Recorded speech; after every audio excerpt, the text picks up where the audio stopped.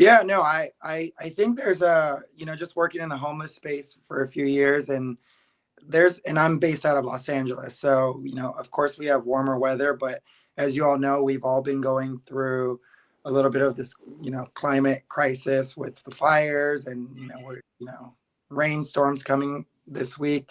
And I think one of the misconceptions is that people that are homeless are people that they're lazy or that they don't want to work.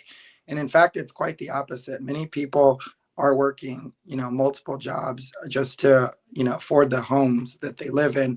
Housing affordability across the United States has been, a top factor of homelessness. And when you couple it with mental health and some of the other challenges people experience, but, you know, clothing and, having access to apparel is just, it seems like one of those basic needs that everybody should have access to. And so for me, it's really humbling to be part of this work. It's been humbling to be part of the nonprofit space these last 17 years.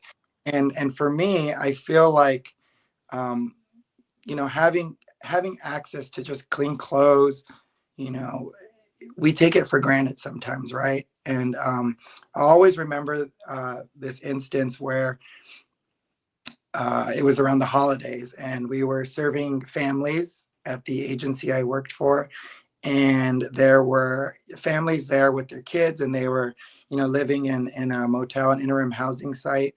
And the kids themselves were so thankful to get shoes and sweaters and clothing. And we made an effort as well to make sure the clothing was varied, different types of clothing, different types of shoes, because when everyone has the same backpack, then as a kid going to school and you're already living in, you're unstable with your housing, the last thing you want to be asked is, why do you all have the same clothes or the same shoes or the same backpack, right?